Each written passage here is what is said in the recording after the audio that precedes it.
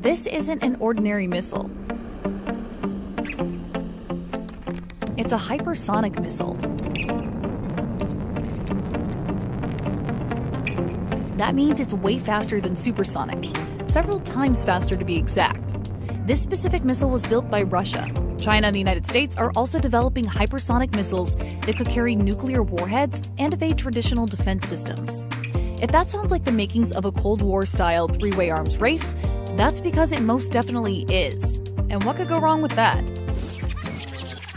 5 nuclear scientists, described as the elite of Russia's main nuclear test site, killed with 2 others when a small nuclear reactor exploded. They were testing an engine, thought to be for this new cruise missile. Here's what's behind the race to develop hypersonic weapons.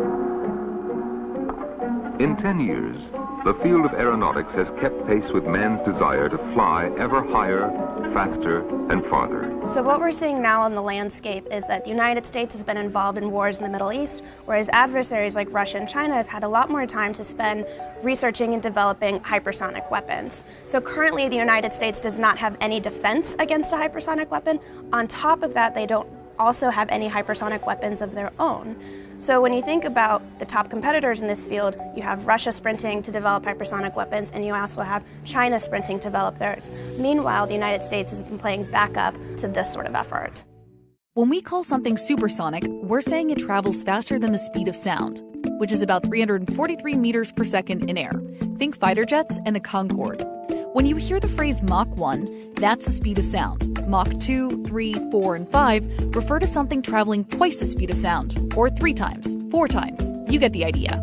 Technically, hypersonic speeds happen at Mach 5 and above. NASA's space shuttle, for example, could travel at 25 times the speed of sound when it re-enters the atmosphere.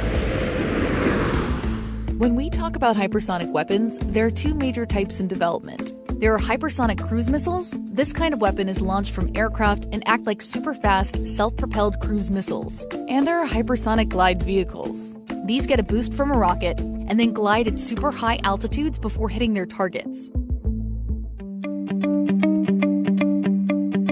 All that said, hypersonic weapons are virtually impossible to defend against. Most national missile defense networks were set up to deter traditional intercontinental ballistic missiles, like pop flies in baseball, not hypersonic weapons. They need something like a shortstop to catch them. So the simplest way to explain ballistic missile flight is if I were on a baseball field and I threw someone a ball, you kind of have an idea of where that baseball is going to land. It'll make an arc in the sky and then it will drop down. For hypersonic weapons, they take on their own specific flight patterns. So those are not predictable, and that's why they're the biggest challenge right now for the United States. So a hypersonic missile, for instance, can get arched into the sky and then it can make a right-hand turn or a left-hand turn. So if you think about that baseball analogy, think about a baseball going up in the air and then all of a sudden jutting to the right or jutting to the left or going up a few feet and then going down a few feet. Attention missile sites. Fire on designated targets. You may fire when ready. Russia, China, and the United States all want to be the first military with functional hypersonic weapons. So what the Pentagon is trying to do now is equip all of the service branches, the Navy, the Marine Corps, the Air Force, and the Army with their version of a hypersonic weapon. As we look to what potential defense industries are sort of home-suited to win these types of contracts, Lockheed Martin really is in their swim lane here. Lockheed created the Blackbird, which was able to achieve hypersonic flight and a reconnaissance-type level. China has a hypersonic glide weapon called the WU-14 in development since 2014. It can reportedly reach speeds of Mach 10. Russia has several hypersonic weapons in development. In 2018, Russian President Vladimir Putin brought hypersonic weapons into the forefront when he announced that testing of one such weapon was complete, the Avangard. Putin claimed the weapon can reach speeds of Mach 20. There's also the hypersonic cruise missile known as Skyfall. So one of the weapons that Putin showed off back in March last year was a nuclear-powered cruise missile. So that cruise missile, he boasted, could have unlimited flight. So basically what it does is it's not running off of gasoline or anything or rockets, it is constantly fueling itself.